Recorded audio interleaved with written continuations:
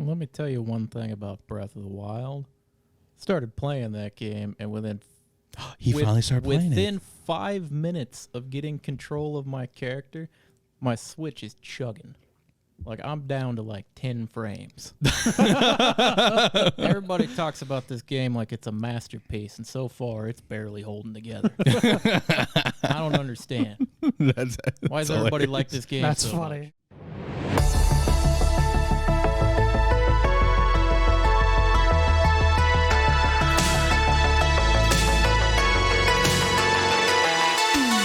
What's up, everyone? Welcome into Lighthearted Gamers, episode 49. That's right, 49 episodes. We're about to hit the big 50.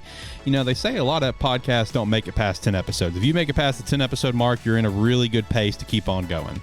You know, 10 episodes is usually when people kind of give up, and here we are. We're still rocking 49 episodes, about to hit big 50, where we do have a very special episode planned. It's not going to be our normal gist of breaking down all the news. We're going to be giving you 50 video games you absolutely need to play. Really excited to record that. Really excited to get that out. Hopefully you guys enjoy it as well. For that episode, we do have one confirmed guest, possibly another guest. The other guest has never been on the show before, but they've been talked about a lot, so really hoping they can get on the show. But the guest that we do have confirmed is actually here today for Lighthearted Gamers, episode 49. Joining with me, as always, here in the studio, I do have Zach running the cams. Zach, how are you doing today? I'm good. Surprise, I'm the guest. He is the guest. I'm always here, though. Yes. So. Yes. And then, of course, we do have, returning once again, we have John here to talk about some stuff with us. John, how are you? I'm doing all right. I kind of already forgot I agreed to that. Yeah. He's just like, oh, yeah, shit, I got to start prepping for that, don't I? Yeah, well, it's next week. We'll have a good time. So John here is going to be talking about a new MMO that has recently come out, one that caught Zach's eye, one that caught my eye as well. Looking forward to hearing more about it today. That is called Sword of Legends Online. Really excited to hear about how John's experience has been on that so far. But first and foremost, if you could go follow us at Twitter at LH Gamers Podcast, we'd greatly appreciate that follow. Make sure to also go check out my other podcast, Anime Plus, at Anime Podcast. And we do have a new show that is coming out here soon. If you like football, this is going to be a show for you called A Terrible Football Show. That handle is at Terrible FB Show. Go give us a follow where we're dropping some football news right now. Looking forward to getting that show out here in the near future. And lastly, if you want to support us further, the Patreon's a great way to do so, but do not feel obligated. But if you want to help us out some more, Patreon's a great way to go, and we'd greatly appreciate it. But if not, hey, whatever. Just be a friend. Tell a friend that you're listening to the show. If you're watching this on YouTube, make sure to like the video, give us a subscribe, at our new custom URL, youtube.com/SparkE3. So big shout out to that. Thank you so much to everyone who subscribed here recently. With that said, let's go ahead and we're going to lead off the show with John here talking about Sword of Legends Online. This is, like I said, a brand new MMO that's recently come out with a very, decent price here at $40, leading off. Not bad there. So John, let's talk about it. What is Sword of Legends Online? What is it about? How's it going for you? How overall are you enjoying it? Tell me how I become the next Monkey King. Please. I don't know. I want to know that too. I don't know so much about Monkey King so far. It's so far it's a fairly interesting game. From what I've noticed, I've started 3 different classes of the 6 that are available, and it seems like for the most part, aside from depending on which class is your home base in that, it's pretty much the same story. So you can kind of run through it if you've been through it once or twice before. When you say classes, are we talking like standard-ish classes for MMO, or are they sort of unique to this? The system with them is kind of interesting because each base class has 2 variations to it. The melee classes, the Berserker and Spearmaster, they have their DPS variants and then their tank variants. There's a Bard, which has a healer variant and range damage variant. Summoner, which is range damage and healer. And then Spell Sword, which is just your all-out damage class, ranged and melee. Sounds fun. And switching between them seems to be fairly straightforward. It's just a menu option where you can switch between one set and the other. Okay. It seems like just by selecting the other one. Right. Because you just activate which one you're using. Okay, so it's not necessarily like different spec trees. It's just choosing to play one style over the other.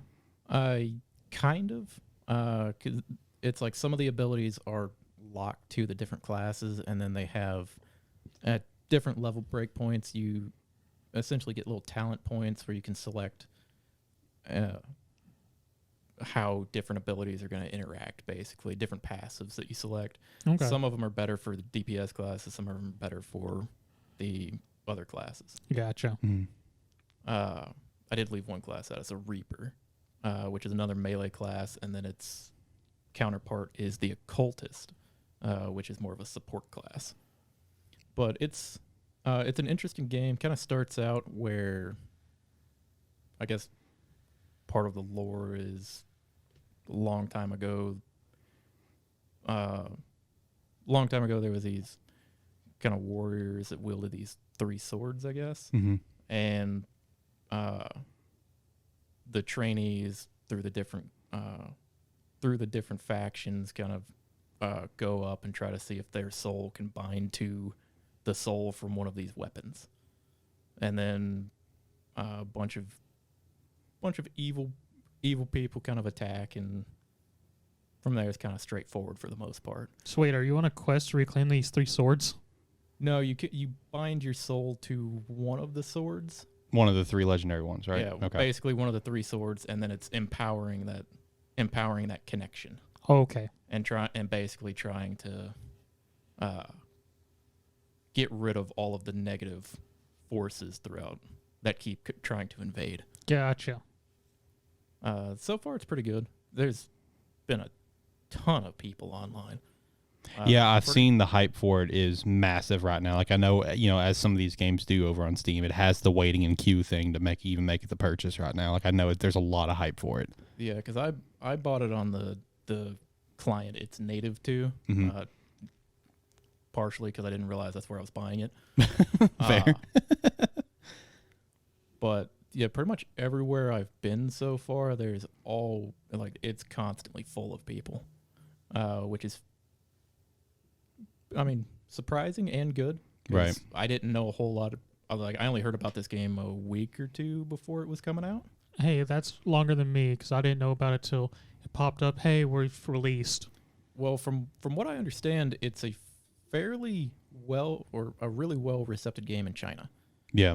It's been out in China for I think 3 years, and it's been come over. And one of the things that kind of brought me to it when I first kind of looked up about it, when I heard about it, is there's no like RNG upgrade system like some of the other MMOs have, where it's like you have a chance to get an improvement on your weapon, but also a chance to destroy it or anything. Right. It's cut and dry. Like I've encountered that system at this point. It's if you have the materials, you can upgrade it as long as there's upgrade slots available. That's nice. And then one of the nice things is when you're kind of encountering your dungeons for the first time, they have what they call the drill rank, which is kind of the story progression rank, where you can go into it with an AI companion basically to clear it out. So it kind of gets you used to the mechanics of it, used to how the flow of the dungeon will kind of work before you just jump in with other people, especially if you're not used to running that type of content in these games. Mm-hmm. And at least from what I understand, there's no sort of like pay to win features, anything like that. The shop is entirely cosmetics. Oh, that's good. And then there's I've seen some of the different factions in the game. A lot of what they offer from like their stores in game is like cosmetic effects as well. Mm-hmm. But I've been enjoying my time so far. How many hours have you put in?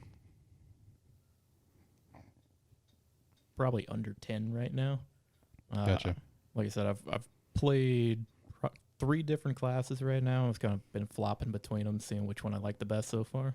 Mm-hmm. And so far, I've been enjoying playing a Spearmaster. It's pretty much the straightforward style that I was looking for. Right. an interesting thing that's gonna be something for us to watch on with this game is what is obviously the hype is very strong right now, but what is the community going to look like, as time passed, since it did just come out for us. The numbers are really high right now, but how is it going to sustain? You know what I mean? Like, how long it's going to last? That is something to watch for us. My other question is since I haven't really looked deep into it, is John, you said it's been out in China for about 3 years. So I assume with the release here in the West, it's just base content, and we have no update content that's come out in China, I would guess. I believe the Chinese game has had previous add-ons to it, or things, different content added to the game, and I don't know exactly when all of that would be coming over, but it seems to be moving fairly quick. I will say one thing with the game: the translation's not the greatest. Yes. It's like some of the English dialogue is kind of rushed through or cuts off at points. All your base belong to us. Like mid conversation, Right. They'll be in the middle of a sentence and then it'll cut off and move to the next sentence. It's not quite paced correctly, or one person will be talking and they'll say a couple sentences in English and then transition to Chinese out of nowhere. So that part's kind of rough. Got it. The menu system, most of the menu is translated to English fairly well. Some of it's not the best. I had to reread a few things a couple times to understand what I was looking at, and then some of the icons that you in the skills menu are still in Chinese. So I'm not quite sure what they're for, but I get the gist of it. A lot of the talent points and stuff that you select, they at least have different thumbs up icons in different colors. So one's good for DPS, one's good for tank. But yeah, overall it's pretty solid right now, and at least from what I've seen, the community that's there right now is pretty welcoming. That's good, at least. Yeah, it's there seems to be quite a few people willing to help out right now for people that don't really know what they're getting into. Gotcha. I guess my only other question with it is it just buy and play? There's no subscription?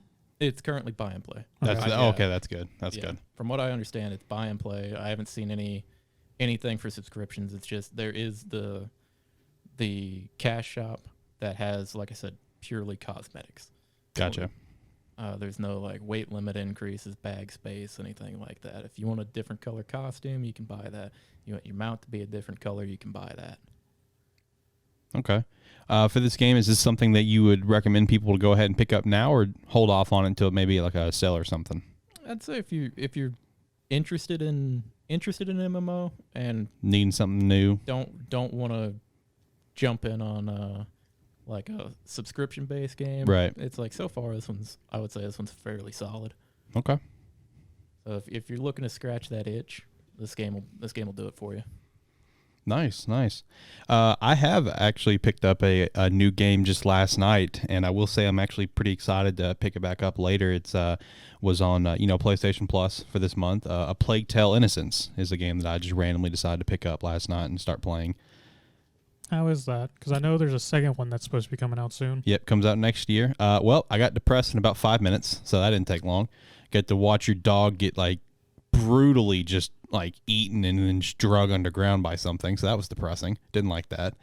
But I'm only 3 chapters in. I only played for probably about an hour last night, and I did enjoy what I got to play. But the whole premise, of course, is it's all based on the Black Death. You're focusing on a couple siblings.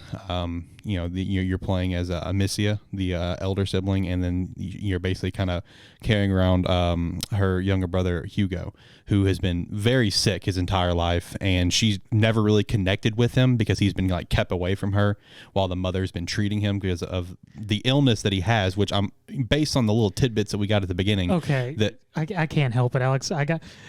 So what you've just told me is the sister's been separated from the brother because of an abusive mother, correct? Not abusive, no. Oh, just because of the mother?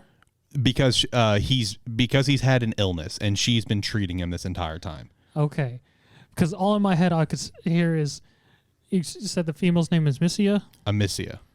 Miss you and Hugo. Yeah, God damn it. I hate you. Okay, carry on. Okay. I don't know much about this game. Is this like a game, or is this kind of like an interactive story? This is a game.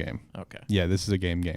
So when it comes to like Hugo's, illness, whatever, that seems like it's going to be a very major plot point of the game, just from the little tidbits that we have gotten, because the mother, didn't really have a chance to explain to Amicia what is the problem. You go to heaven. I hate you. Okay, I'll stop now. I can contain it now. He can contain it now. Okay, he'll strike again later about something else. But I mean, very early in the game, after your dog gets brutally, eaten by something, you and your father return back to your manor and stuff, and the dad's gonna basically initiate a hunt for whatever this is, and that's when a group called the Inquisition comes and just starts basically killing everyone at the manor, because they're wanting Hugo for one reason or another, which again has to probably do with whatever his illness is. But the whole game style, the gameplay it's pretty much it's a survival game is basically what it is. Anything can kill you almost instantly. How you kind of get Hugo from one area to another is part of the gameplay. Like if you're going through like certain areas and you're like not holding his hand, for example, because he's literally just like a little kid, he'll start to like freak out and like have a panic attack, which will then alert other people to find you. So like it's like holding on to him, taking him through areas, helping him boost over stuff, telling him, hey, crawl under there, open the door, just that sort of dynamic of like, here, wait here, I'm gonna go distract and stuff like that. That's more or less the base premise of the gameplay that I've gotten in the first hour. You've got a couple things where you can like throw pots to create distractions. You have a sling to throw rocks to help break stuff and knock people out cold. Throw rocks to help create distractions as well, and just try to further get through the game. In the first few minutes, your father gets murdered, your mother gets murdered, and before your mother gets murdered, she tells you to go find a doctor, which can help further with Hugo's illness, which from the vibe that I'm getting, because obviously it hasn't explained it, I'm getting a little bit of almost like a kind of like a Last of Us vibe with Ellie. How she's immune. I'm getting something along. That's the vibe that I'm getting when it comes to Hugo. That whatever's wrong with him is going to play into with the plague. I feel like that's the vibe that I've been getting. It's kind of like an Ellie dynamic for The Last of Us. Yeah. So I don't know. I'm excited to hop back onto it later. I mean, I've enjoyed the first hour. I'm in the third chapter right now. Just started it last night. So looking forward to seeing what else is going to come out of it though. So is it a 2D or 3D? 3D. 3D. Mm-hmm. Because with how you're describing it, makes me think of Inside and I can't think of the other one. What it's called? It's the one with the friggin' I know which one you're talking about. The giant spider of doom. Yes, I hear that. I hear that too. Yep, that's somebody. Da da da da da da. I think it was you. Cool. Okay. Yeah, I guess the cord wasn't plugged in all the way. Yeah, well, apologies for that. May just cut that. No big deal. I feel like your journey to find this doctor, though, probably a lot faster if you left the kid behind and just brought the doctor to him. Well, see, you just leave the kid behind. The kid's probably going to get taken and killed or something. I don't know. Because there's really no place to leave him. I mean, you can always do the Resident Evil 4 thing and just put him in a dumpster. Just drop him off. You'll be back in a week. Well, we did find a very nice old lady in this town in Chapter 2 that would probably be willing to do that, but unfortunately we're not. The kid was being a little shit. He's a little kid. He doesn't understand exactly what's kind of going on. And he was sick. He is sick. But he's being a little shit, kind of messing with like a hammer or something, and you're trying to tell him to be quiet. You don't want to get there are people out there trying to kill you because they think that you have the plague and that you brought it into the village. And at that point, you still haven't told him that your parents are dead. And so he's just like, we have to go find Mummy. We have to go find Mummy and Daddy. And then it's just like, no, they're dead. That's when you finally told him they're dead. And he goes running out of the house and starts running through the village like a little dipshit, which then gets him into trouble. This kid's gonna be a pain in the ass all game. I can already tell. But either way, I'm excited to continue playing it, see what's going to come out of it, see if it might interest me in the second one coming out next year. Never even heard of this game until I saw it come out on PlayStation Plus, but we'll see how it goes. Free PS5 game. Let's see if I enjoy it or not. I also plan to pick up Skyward Sword HD probably next week when I get paid. That just dropped yesterday. Looking forward to playing that. Which actually, let me ask you guys a question about that, because this is kind of an interesting conversation real quick. So with Skyward HD coming out, we've already started seeing reviews come out for it. Got couple of perfect ratings, 10 out of 10s, got some 9 out of 10s, 8 out of 10s, but some of the mid-range, like 7 out of 10s and stuff like that, the common complaint that people had about it is that, Breath of the Wild did it so much better. Breath of the Wild did the gameplay so much better. So we're in that post Breath of the Wild era right now. So my question is, because of that, do you think that's going to hurt any other future, like Zelda ports that come up? Is that everyone's just going to immediately compare it to Breath of the Wild and not just take the game for what it is? Well, let me tell you one thing about Breath of the Wild.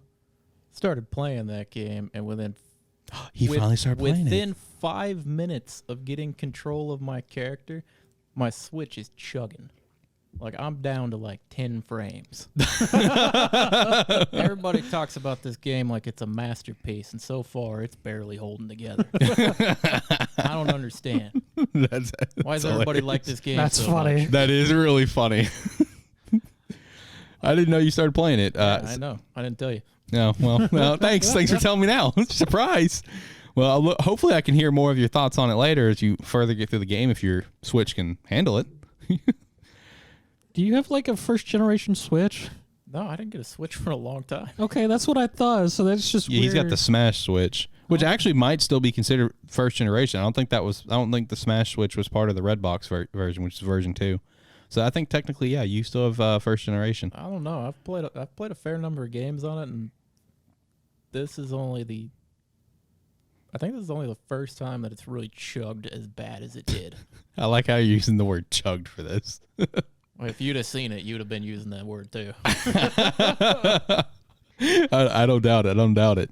But no, I just thought that was kind of an interesting thing, though. Do you guys think that that's going to possibly impact future Zelda? Like, let's say, like, how they came out with Link's Awakening randomly. Let's say they do something like that again, and let's say they come out with like Oracle of Ages and Seasons and like the same style of Awakening, right? Mm-hmm. Do you think the fact that we're post Breath of the Wild, they're just going to immediately just kind of knock points off the rating for it? I think that's kind of shitty, personally. I mean, in terms of remakes, yeah, that doesn't really make a whole lot of sense in my terms. I mean, yeah, we have it in comparison, but I guess it's a difference of remakes versus remasters. If it's just a remaster of a game, more just upscaling it, Right. I don't expect a whole lot of change from the original game. So True. Comparing it to a game that technically came out after it isn't very fair because they've had time to adjust and rework gameplay and whatnot. If it's technically a remake and they're actually going back and changing stuff in it, yes, you can slightly fault them to a point, Mm-hmm. but you also have to take into account, even though it's a remake, they still have to fit it into the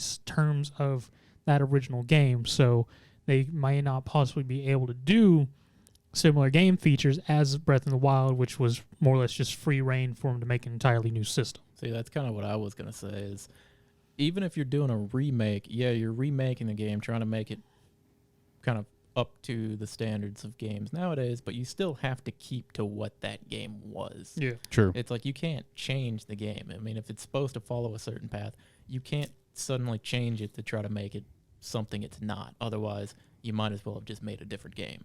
Mm-hmm. I agree. And, that's something that I'm going to be very curious of if big if here, we get like Ocarina of Time, Majora's Mask, 3DS games brought up to Switch, or the Wii U's, Wind Waker, Twilight Princess, if they get brought up to Switch, if they're going to get hit with the same possible like rating system where it's just like, oh, well, Breath of the Wild did it better. I just think that's kind of shitty because it's like what you're saying, it's a remaster. Like, they're bringing the game up. Don't expect to be Breath of the Wild. I'm also gonna be very curious if we're gonna get the same thing. If it's gonna be, like I said, another like smaller game like Ages or Seasons get brought up in Link's Awakening type of style. If it's gonna get hit with the same thing, but I don't know. I just thought that was an interesting little conversation point that I came across. With that said, let's actually get into some more of the news. We were just talking a little bit about MMO stuff. A couple little tidbits involving a couple MMOs, including one that I think we're all equally pretty excited for is Ashes of Creation. The Alpha 1 playtest has now begun. That is a game that we have talked about here on the show before. In fact, back in the day, me and Nick dedicated a large chunk of the show talking about Ashes of Creation per a Patreon request. That is a game that I'm very excited to check out when the time comes. We also have New World. The closed beta is this month from the 20th to August 2nd. You can register for that on newworld.com. That game is supposed to come out like late August, I think. August 31st. Is that a game that either of you guys plan to check out? Nope. Not me. I watched, this has been probably 6 months back when I had heavily looked into one of the tests that they did. Mm-hmm. It looked interesting, but at the same time, wasn't a whole lot. Right. Not a whole lot to pull you in. It's like, yeah, it's kind of that problem of everything looks pretty good. It's like animations and stuff look good, but at the end of the day, it was kind of that I was looking at it going, what's the point? Right. And that's sort of what I'm feeling, because it seemed like it looks nice, but so did Amazon's other game, Crucible. Did anybody play that game besides He did. me? Yo. That game was great. You actually played it? Yeah. I agree with John. I really enjoyed it. The gameplay itself was actually very fun. All the characters they had were actually very interesting to play and whatnot. Mm-hmm. It's just the map was too damn large. Yeah, it's like if you got killed and you had to run all the way back, it's like you spending the entire time getting back. And in the fact of the matter, all three game modes they had were on the same map, and one of them was a very heavy objective-based game mode, which was pretty much you either were going to win or you're going to lose, because the spawns were so far apart where one team could easily get all of them before you even see the damn thing. So, New World looks nice, but their previous one looked nice as well and had fun game mechanics. It's just it was built very poorly. So, unfortunately for New World at this time, even though it looks nice, I'll let other people test it this time and see where that goes, because it could be another repeat of it looks real nice, but it's just not. There's not jack to do in the world. I think that's going to be the real decider. Is when it does come out, I'll keep an eye on it, and if it looks like there's plenty to do, I will absolutely jump in and try it. But that's going to be after a week or two. Let the people who are going to be like the guys like sprinting in and chasing it down see what's going on there. Right. But Ashes Creation, I think that's one that we can all agree is going to be pretty much like a, like we're all going to probably check that one out pretty soon. But I can get the mindset behind New World and wanting to kind of hold off, let the bugs be worked out, let other people kind of figure it out, and see exactly how the game is going to go. Yeah. Ashes of Creation, on the other hand, while like New World, you can look at it and go, I don't know how much is going to be there. That looks much more my style. Mm-hmm. That one looks like it caters to what I would want to play more. So that one, it's like when it comes out, I'm more willing to just jump in and try it. Right. See, I'm sort of dead on MMOs right now, just because I played tons of them way back when. So I might touch Ashes of Creation, but probably not. See, I'm kind of in the same mindset of used to play them a lot. Now I'm kind of looking for that again. Right. Well, going over from there, we do have a little rumor that is pretty interesting and something to look forward to potentially, is that we do have a Nathan Drake collection potentially coming out to PS5 early 2022. That's something I think we could all expect to happen with the immense popularity that is Nathan Drake. Another thing that has been delayed up into early 2022 is Ghostwire Tokyo. This is a game that's been like radio silent for a very long time now. So to hear that it finally got delayed is really no surprise. This is one of the last few games from someone within Bethesda that is supposed to be going over to another console. Microsoft, of course, is honoring these contracts after the purchase. So this and I think Deathloop are probably the last two that Bethesda's making that's going over to another console, this being a PlayStation exclusive at launch. So keep an eye out for that. We do actually have an official release date for Pokemon Unite, the Pokemon MOBA that's set to come out really excited to check this one out, and it's very soon, July 21st, the day after this episode comes out. Pokemon Unite will be out. That is something that I will for sure check out day one. You guys may also check it out day one as well. Really excited to play this game. Looks like a lot of fun. Pokemon Unite Twitter has been dropping stuff on it more or less every single day. They've been dropping multiple video clips of each of the playable Pokemon and everything. Looks like a lot of fun. There is still no actual release date for the mobile version. We know it's coming out in September, but other than that, they just said, hey, more coming soon. You know, we don't know anything more. I don't think I'll ever check this out on mobile though, because I want my phone to stay pure for whenever Diablo Immortal finally comes out. So next little tidbit, you know, Zach, we've talked about this a couple times. We had another one hit about retro gaming, another huge sale in retro gaming here recently. You know, we talked about the sealed copy of the first Zelda going for like $860K, I think is what it was. You know, months ago we had the first Super Mario Bros. Go for like 600 something K. Yep. Now we have Super Mario 64, a sealed copy rated at a 9.8, sells for $1.5 million. That is absolutely insane, and it is kind of worrisome about what is the retro gaming market becoming as we're seeing this all happen within 6 months. We see 3 massive sales like this. So now it also poses a question for anyone out there, us, other people, whatever. You know, you could have just a unopened Mario 64 in your closet, probably in pretty good shape, and obviously you're not getting 1.5 million, but at this point, I mean, you see that and it's just like, can I get a couple hundred for this? You know what I mean? Like, you know, so that's something to keep an eye on. You know, is like even just, you know, copies of games that you've played before and are unopened, they may go for a good couple $100 maybe at this point as this stuff continues to happen and the rise continues to come. So just something to keep an eye on. Yeah, no, that's not me. Oh, any game I have, I open and play. I'm not a collector. Well, no. What I'm saying is like the games that are even open and you've played, if they're in good shape. Yeah, boxes of old games, as long as they're in good condition, sell for a lot. They only skyrocketed in value. Like it's like boxes that were, like say 6 months ago, could sell for $1,000. It's like some games now, it's like if they're in good enough condition and graded high enough, you can get $30,000 for some boxes. Yeah, it's unbelievable. I think I saw it was a Pokemon Red Sandshrew first edition. Damn. For like box for like $90,000. And I know just doing like just kind of checking eBay on occasion, looking for like some GameCube games that I still want part of my collection, for example. I know one of the big ones that I may never get is Fire Emblem Path of Radiance, right? You can buy just the box, no game with the manual. It'll run like $200, $300 just for the case, which is insane to me, you know. But you know, so just keep that in mind. You may just have a stray copy of Mario 64 laying around that's in great condition. It might go for a couple hundred, you know, here in the near future. So take a look at that. Well, it sounds like I'm going to make some platinum, so. Oh, yeah, there you go. There you go.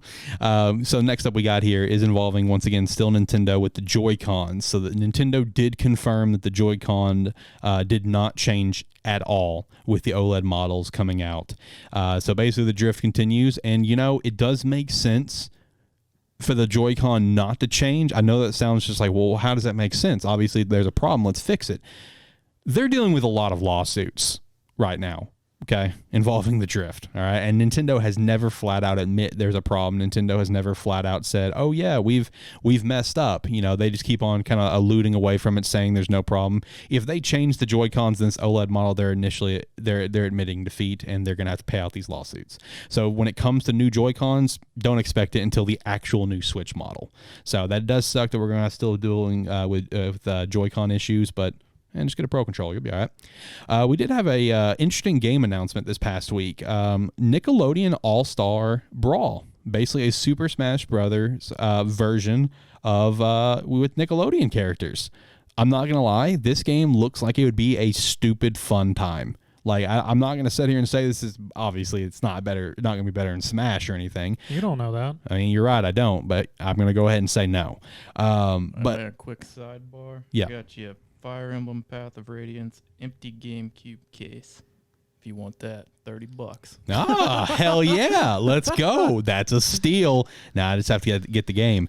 But no, the Nickelodeon All-Star Brawl, man, it actually looked like it'd be like a dumb fun time. They showed off a lot of characters real quick at you. You know, obviously, you know, some of the basics like SpongeBob, Patrick, Sandy, Danny Phantom was confirmed. Cat Dog? Cat Dog has not been confirmed, but you can see Cat Dog in like the silhouette of the case. So Cat Dog will be in the game, as well as Korra. Korra was also seen as a silhouette behind like the big logo. So Korra will be set to be in the game. Aang, of course. They show off a couple of the Teenage Mutant Ninja Turtles. Nigel Thornberry. I thought that one was kind of funny. I'm here for that. That's a joke. Yeah, it is. The Buttered Toast Man. I don't remember what that's from, but he's a playable character. I mean, I don't know. This is a game that I actually probably will check out. It looks like a dumb fun time, and I'm here for that. Could be reaching here, but weren't the Teenage Mutant Ninja Turtles also in what was it? Either Mortal Kombat or Injustice 2? Injustice 2. Yeah. All right, there's some opening for you. Bring some superheroes into this Oh, game. there you go. The crossover. Let's go ahead and start some crossovers. Let's do it. Zach is not okay with this. All right, so next up, we did recently have an interview with Phil Spencer. He was on a podcast, and he was talking about a lot of different things. And one thing that he did mention is just how impressed Xbox is with the PS5 DualSense controller. And he did say that it could inspire some Xbox controller changes, which... okay, let's do it. Because they didn't really do anything with the controller. It's the same controller as the Xbox One, but added a button. Cool. But the thing is, will it change the base controller? No, I don't think it would, just because, you know, how many they've already released in, you know, Xbox Series as it is now. But maybe may implement some of the changes with like the next Elite, for example. Maybe they try to do something of their own take of the adaptive triggers, which are awesome. I would love to see that, because I love the PS5 controller with the adaptive triggers. So that would be really cool to see a change for the Xbox controller coming in the future. All right, so last bit of I would say like the smaller news, but this one is interesting to talk about, is that apparently Netflix is set to get into some game development. They have hired a former EA and Zynga exec to lead the efforts, and with that, data miners have recently found images for what's called in-games with a logo. Ghost of Tsushima cover art was also found in these data mining, as well as like a data mining art picture of PS5 controllers. This is all within the Netflix app that was found. So the question is a Sony partnership perhaps coming? Because I mean, just a few months ago, Netflix did sign a multi-year deal to hold Sony films. So are we going to see some sort of Netflix and Sony partnership coming? Which, you know, one little tidbit is, you know, if that partnership is coming, you know, is this going to help both sides? Because let's look at it like this. Game Pass is awesome, okay? Everyone knows that, including people that don't even have it like me. We know Game Pass is awesome. That's Microsoft's bread and butter. But what about PlayStation Now? Who has PlayStation Now? Who's bothered to go out and get PlayStation Now? That streaming service for games. So maybe this partnership could be a mutual part where both sides could help benefit in some capacity, where maybe Netflix can help out with PlayStation to maybe give some sort of, you know, quality of life with PlayStation Now. You know, because I know one common complaint that I've heard from PlayStation Now, because one of our close friends, Jack, he's actually gotten a chance he's had PlayStation Now at one point, and his big thing about it is he even had like good internet. Everything is that just the service itself, like the servers, dog shit. Couldn't really do anything on it. So, is there a potential partnership coming? We'll see. But I don't know. What's you guys' thoughts on Netflix possibly getting their own sort of like game streaming, as well as possibly going into game development? Do you guys have any thoughts on that? I guess I'm a little confused with how it work. Would it be you streaming games through the Netflix app? Yep. That seems to be what the game plan is going to be. I guess I'm a little confused on how that works, because it's like, are they expecting you to be using like a console or something with it, where you're just using it through there, or what are you hooking your controller up to if you're doing that? My fridge's ice cube machine. Because I was thinking, like, what if you're not streaming Netflix, or what if you're using like a smart TV or something, or a Roku or something? Would it be possible to do it through there, or can you only do it through a console? Because if that's the case, I'm going to say yes, because keep in mind the Xbox Cloud, you can play Microsoft's game plan is to be able to play that from anywhere. You can pull up the app on TVs, have a controller connect to it, through Bluetooth and play it that way. And that's even to a point where I don't think it's happened yet. There's going to come a time where certain brands of TVs, I don't remember what, is going to literally give you an Xbox controller with the TV as we further get along to that point. So yes, I would safely assume you can go on a smart TV and still play games on it. Can they give me a PlayStation controller instead? Right. Damn. I've said it before. I prefer PlayStation controllers. I mean, okay, that's fair. I'm more of an Xbox controller guy, but I prefer a PlayStation, as a whole. PlayStation controllers for me, like especially PS4, they feel so small to me. That's why I always liked the Xbox controller more. But I will say the DualSense is awesome. Yeah. I love the feel of the DualSense. PlayStation controllers are awesome when you got small hands. Yeah, you do have really small hands. That's trackball. Yeah, him with his trackball. What about you, Zach? Do you have any immediate thoughts on the Netflix thing? If not, that's fine. It's just curiosity if you have any. I mean, not really. I mean, if Sony and Netflix do a partner up, cool. Just means more servers everywhere running a lot more crap than they really should. But hey, that's what we're going to anyways. I mean, cool. You once again unite two different catalogs together to make it easier access for more people and confuse people again about how much a membership is and who to get it from. I guess I'm just trying to picture how that would work in the app, because it would if it's gonna be like in an app that like in a Netflix app where you could stream it from, they're gonna have to be able to differentiate, or they're gonna have to have like a opening selection or something. For I mean, Netflix already sort of has that. If you ever had like multiple accounts or whatnot, because it actually allows to go choose your account you're going to be on, then whether you're going to be on regular Netflix, and I believe there's like a family or kids mode Netflix, so I mean they could add another option of gaming on there. So yeah, I mean, I don't know, because I guess having the ability to like create an account on there that's specifically for that. But then again, it's like Netflix has been cracking down on the giving out passwords. Yeah, it's like number of accounts that you can have on there. So I guess they would have to add in like if they did something like that where it was like this one only goes to the gaming section of it, where they would have to be able to have it where this is how many accounts you can have and this is how many accounts you can have for this section or something like that. Well, I feel from a just easiness of it, I highly doubt Netflix. They might, but I would doubt that they would make a specific thing for it. I figure like in some way, it might work like the HBO Max and AT&T deal of where if you have AT&T, you get HBO Max. So I still need to get that set up. I still have. So I feel like it might be a thing of either if you have a Netflix account for an extra charge on your monthly, you can unlock the video game PlayStation stuff if they do a deal, or if you have PlayStation Now, you automatically get like a Netflix subscription of some sort through it. I guess they could also just do kind of like what Hulu has on their site, where you can flip between like the movies, TVs, and just have it be like regular Netflix games, or something like that. That would make it a little bit easier. Yeah. I do think it'll be interesting to see what they have come out of it, because one thing that Netflix has jumped into is they've, as we've talked about over at Anime Plus, is they've started coming out with their own like different animes and stuff like that. They also have been doing their own shows and movies. So if they're also going to get into the game development side of things, we'll see how it goes. We'll see how it goes, right? All right, so let's go from there. We got two larger pieces of conversation this week. Of course, we had the Steam Deck get announced this past week, basically Valve's version of like a Nintendo Switch almost. And then we also have to talk about the Persona 25th anniversary. So let's go ahead and kick things off with Persona 25th anniversary. So first and foremost, it's a little shout out for it. 15 million copies of Persona has been sold worldwide. That is an awesome accomplishment there. Shout out to that. Question, is that like all Persona games? Or yes. Okay. Yes, all Persona.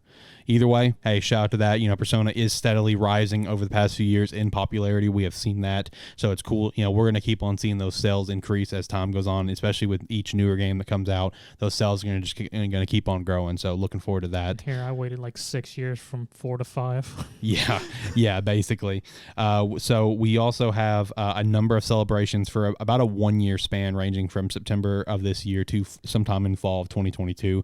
The announcements is going to be more or less the bigger announcements announced. It's gonna be like every other month. It's all listed on their website right now, ranging from like possible games, possible anime stuff, maybe some merch, whatever along those lines. And the director did recently comment on Persona 6, which is very exciting for Persona fans. Is saying, quote, "Thanks to the large amount of support we've received for Persona 5, we've gotten a sense of accomplishment, but we can't stop there. When we created Persona 4, there was a pressure that we had to exceed Persona 3, and now we have to create a 6, which exceeds 5. So that interesting little comment there about how they're kind of viewing it going into Persona 6. And, one little interesting thought to have involving like these number of announcements and possible games and stuff is, Persona 4 Golden. It's Golden, right? I believe is what yes. it's. Okay. That one came over to Steam not too long ago. Yep. And shocked Sega, shocked Atlas with just how many people picked it up, how many people bought it. It did shock them. They were kind of blown away by that. I'm not. I know you're not, but to them, they were just like, okay, we didn't expect the demand for it to be like that. So now the question is, with possible game announcements, are we going to get maybe some of the older ones kind of brought back up? What's your thoughts on that? Oh, please God, yes. Because it's so hard to freaking play the original one and the second one on a freaking PSP now. I mean, first 3 could do use definite overhaul. Mm-hmm. I mean, because I started back on 3, and 3 was fun. 4 was better than 3 easily. 4 to 5 had like a 5-6 year gap depending on where you were. So 5 blew 4 out of the water. Right. Then pretty much most of their offshoots are very solid and everything. The only one that I know wasn't solid was the FES Persona 3. That was rough. That one was rough, everybody. For the few of you who have probably played that. And everything. So, I mean, it's going to be exciting. It'll be nice, fun, and everything. I'd see because honestly, 5, 4 was good. 4 got popularity, but 5 exploded. Yep. And just exceptionally. Like, I expected 5 to do well, but with how fast it grew, I went, well, there went 4. Just right out the window. Especially because, like, even when Golden came out, I think originally it was on Vita, is what it came out on originally. Even that got pretty popular just because people missed Persona 4. Right. Because before 5, which came out on our PS4 systems, and then we got Royal, which was just the updated 5. Mm-hmm. The last 2 Persona games, 3 and 4, were on freaking PlayStation 2. So there's a whole generation missing Persona games. So there's tons of people who didn't touch a PS2 or barely had a PS2 who never knew those were a thing. Right. So with 5, I'm not very surprised by how much it blew up, and 4 getting on Golden being released on other systems and being brought up. I'm not surprised by this at all. Now let me ask you, because I'm not a huge Persona fan, so I don't know how they would approach this. When it comes to possible like game announcements and reveals and stuff, do you think they would maybe do perhaps like a trilogy collection of 1, 2, and 3, or do you think they would only pick like maybe one of them to be brought up? Like, what do you think they would do for that? Because I personally, I have no idea. Considering Sega's what their publisher, Atlas is the production or developers, I could see them doing a trilogy of some sort. Just because look at what Sega's done recently with the Yakuza series, which is also very popular, and which Sega went the extra mile with that one and just went, screw it, we're just going to remake everything. Mm-hmm. So I could see them taking 1, 2, and 3 and doing a remaster and maybe doing a slight system overhaul and whatnot, because with the Yakuza games, I actually played the original Yakuza when it first came out, and then Kiwami, which was the remake, in which they cut that up quite a bit and added in new mechanics that came out with the later games and changed things up that made it just feel very appropriate for the series to match for what people have been playing with how Yakuza caught on, and still felt like the original game easily. So I could very much see them doing that with the original 2 games, Persona 1 and 2, and possibly integrating some of the newer systems into it and everything, and probably just for 3, ideally just giving it a nice little overhaul. Right. Because in the Persona games, 3 was probably the first one that really got our current system in the games, and they've just more or less updated each one, making it better and smoother. Right. I got a couple 3 questions for you. Because at one point in there, you were saying, I think you said 2 and 3 are hard to play. Go back and play on PSP. Yes. Do you have a PSP? At one point in time, I did. I'd have to find it. I was about to be excited. Why? I didn't know. I don't know anybody else who ever had a PSP. I had one. So it's like the most underused handheld ever, and it was PSP fantastic. was great. So I actually had to play those because they did actually do a remaster of 1 and 2 at one point. Because 1 and 2 was originally on just the PlayStation, I believe. And then they remade them for PSP whenever 4 got originally popular. And it was that gap in between 3 and 4. They actually remade them for the PSP when I think actually the large PSP came out. So the only real versions you can find now are the remade ones, and they're only on PSP. So I spent like $300 to acquire a PSP plus those 2 games. Because you're talking about retro games, both those games almost cost freaking $100 a piece. Oh, yeah. Jeez. I think I'm the only one here who actually keeps up with like retro game pricing and that, and it's incredible right now. Yeah. 2. You were talking about with Persona 5, like the different versions that it has now, the base, Royal. I've been considering going back and actually trying to play it. 'Cause I got like 20, 30 hours into it the first time I played it. Would it be worth getting Royal or just going through and playing base game? It would be worth getting Royal because Royal, they actually tweak some of the systems, making it a little bit easier. Like I noted, because I've completely played through both versions twice. I have about 120 hours in both. So they actually tweak some stuff, making like getting up your characters' like social ability stats, the strength, charm, all that fun stuff is actually a little bit easier to crank out in Royal, so it's not as much of a grind. As well as they've made the bond system, the confidants, are a little bit easier as well, because there was some times when getting some confidence levels up was way too long. So I mean, they've tweaked it in Royal, made it a little bit more smoother and things like that, added some things, changed some things, added a bit more content and everything. So I mean, it's worth it to buy Royal. Okay. Because like I said, I was considering going. It's one of those games that I've wanted to go back and finish, and I've been considering it more recently. And I've been having that little internal fight where I'm like, do I get Royal? So, and I knew you had played a bunch of it. Yeah. And then 3 with the Yakuza talk, because they did do the remasters recently. I'm assuming based off the way you're talking, you do recommend those games. Oh hell yeah! Because those are also on my list. Because as soon as I saw the remastered collection of everything coming out, it immediately went up on my list. But it's one of those ones I haven't jumped into yet. I don't know a whole lot about it, other than like clips and that I've seen. I mean, if you really want to, John, I own 0, Kiwami 2, and Song of Life, which is 6. Unfortunately, the remasters of 3, 4, and 5 are only digital. So you can only buy that in a 3-pack, which comes with all 3. Yeah, I mean, if you're buying a 3-pack of that, it's almost worth it, though. Yeah.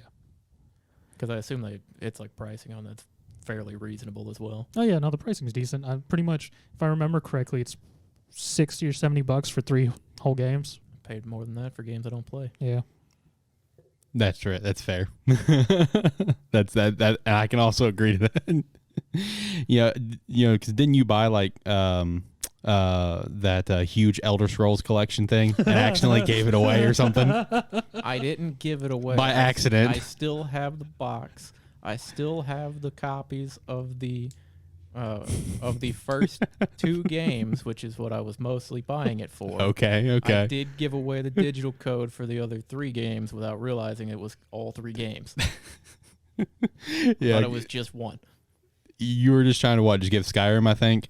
No, I had Skyrim. I owned Oblivion and Skyrim, but I wanted it for the first, because it came with the first Elder Scrolls, second Elder Scrolls, and like an offshoot game, and then Morrowind, Oblivion, and Skyrim, which I still have the ones that I wanted it for. Okay, well at least you have that. I did accidentally give away the other games, which I still think is funny. All right, let's talk about this Steam Deck. This is something that we talked about probably I don't know, 4 or 5 episodes ago, maybe sooner than that. I don't remember, where there was some data miners that did find like code names and stuff leading to this like Steam console or something along those lines. And we did get the official announcement yesterday, which, funny enough, when this was announced, Elgato also announced a new Stream Deck. So there was a lot of confusion online for a lot of people that I thought was pretty funny. Anyway, all right, so let's break it down. The Steam Deck is more or less like Valve's attempt at their own version of a Switch to play Steam games on the go, which is awesome. I can play Mass Effect on the go now, which is absolutely incredible. I'm here for that. Let's go over some pricing. So we got $400 is going to be the base price, which is honestly not too bad. That's for a 64 gigabyte model. We got $529 for the 256 gigabyte model, and we also have the $649 for the 512 gigabyte model. This all having 16 gigs of RAM built into it. We have the eMMC drive for the 64 gigabyte, which is going to be a little bit slower for storage. Meanwhile, the other two is going to have the NVMe drives, SSD drives for the other two, so that may kind of entice you a little bit to go the other way.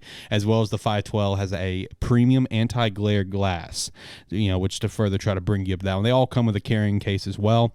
So originally, Valve was saying a December release. There was their original mindset, and they even went on to say, you have to pay like a $5 reservation fee for it, whatever. And they're just like, oh yeah, we just want to try to gauge the pre-orders, so we can get shipping handled right and send out just the right amount. I don't think they clearly didn't expect the blow up that was about to happen from this, because now a majority of orders aren't even projected until sometime early 2022 instead of December like they originally planned for. There is going to be a dock that comes with it, but that will be sold separately. You can pretty much plug this in to any TV or monitor and just use as a basic computer. It does come with its own OS. It does come with a Steam OS built in, but that can be uninstalled, and you can install Windows onto it or whatever, which is very interesting. The modding community is going to have a field day with that. This is basically a portable computer, not a console. That's how they're kind of working it up and talking about it. As for what like the more or less the Joy-Cons or the controllers, however you want to refer to it, or what we got going on there, both sides do have motion pads to help with like maybe some FPS.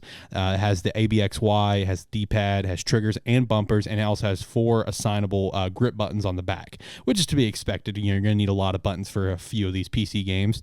The handheld screen is 720 OLED screen, and the battery life is going to be 2 to 8 hour battery life. I imagine more leaning towards that too, if you're depending on what you're playing.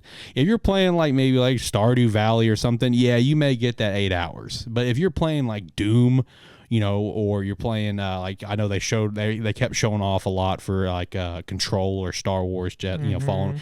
I'm going to bank on 2 hours, right? I will say this is already being obviously scalped as we would expect. The scalping has been just unbelievable, the past 2 years, basically.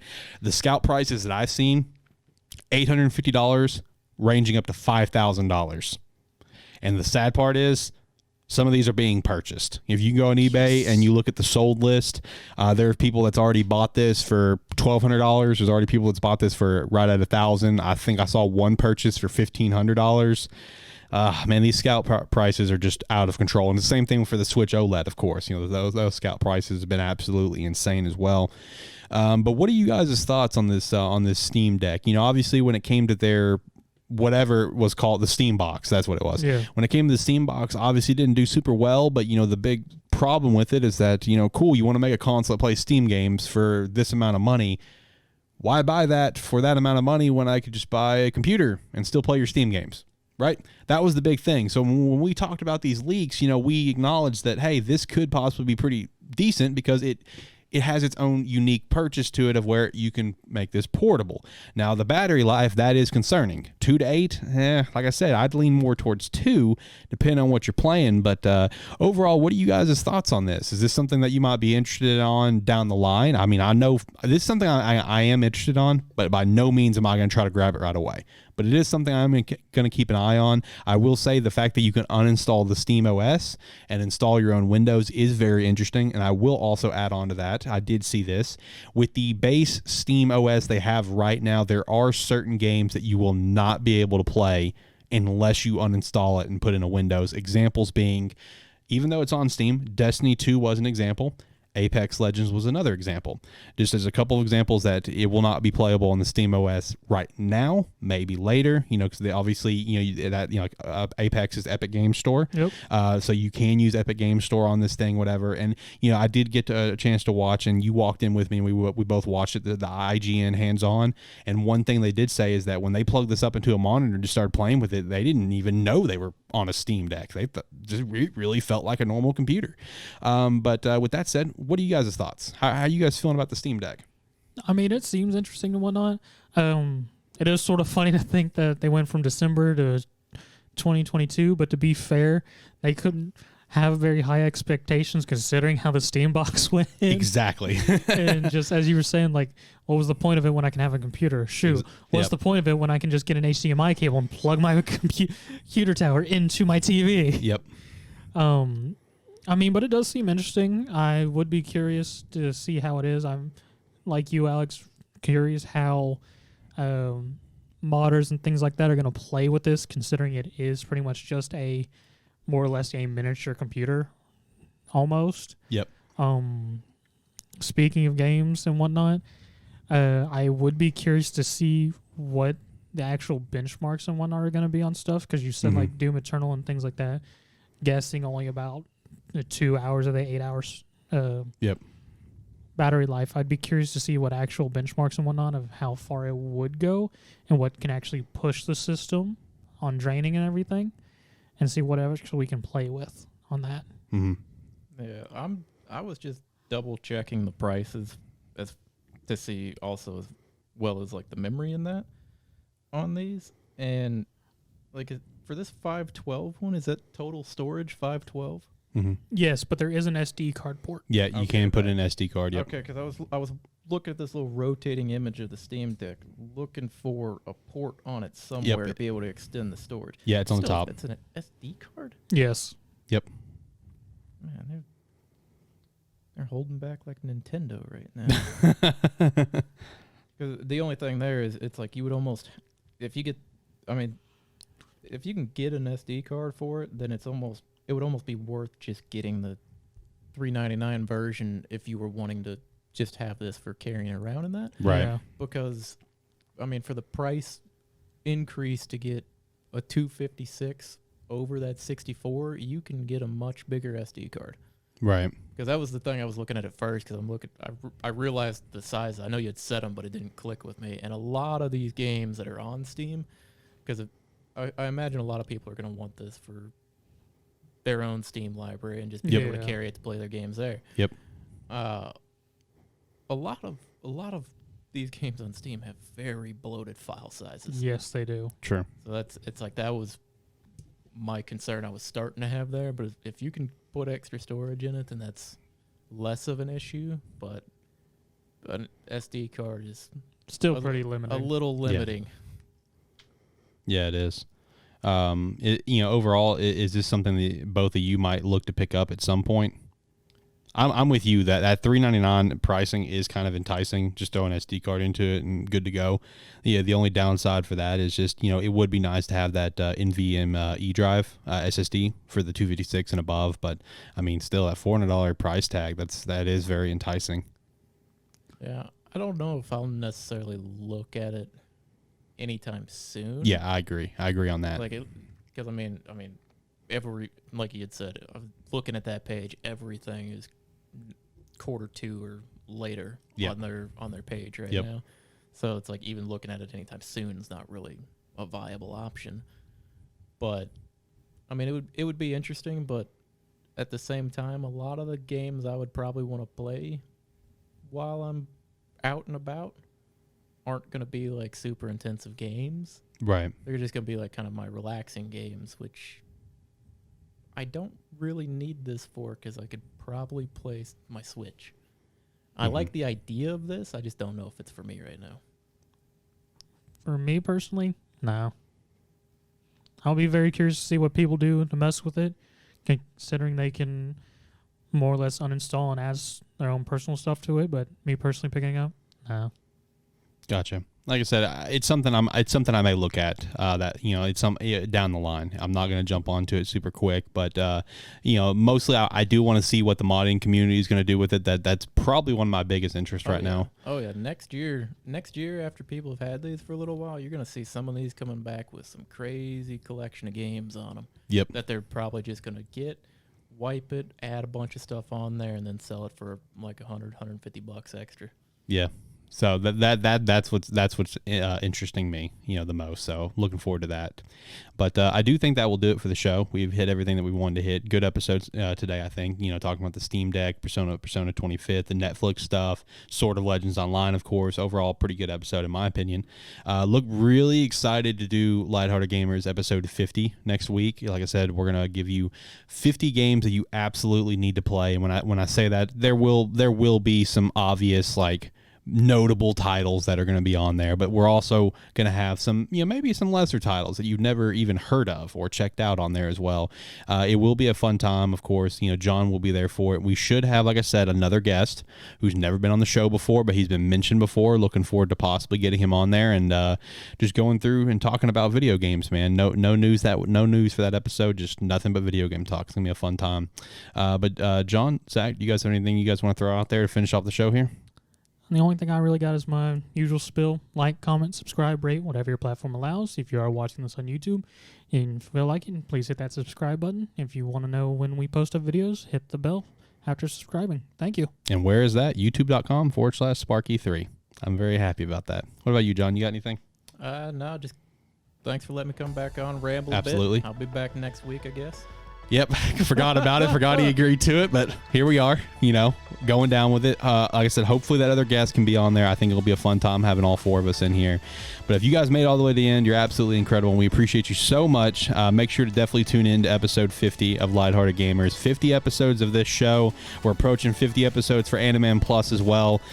We got some good stuff going on here at Sparky 3. We really believe in the direction that we're going. We got the Terrible Football show coming out. We got some other shows in the works as well.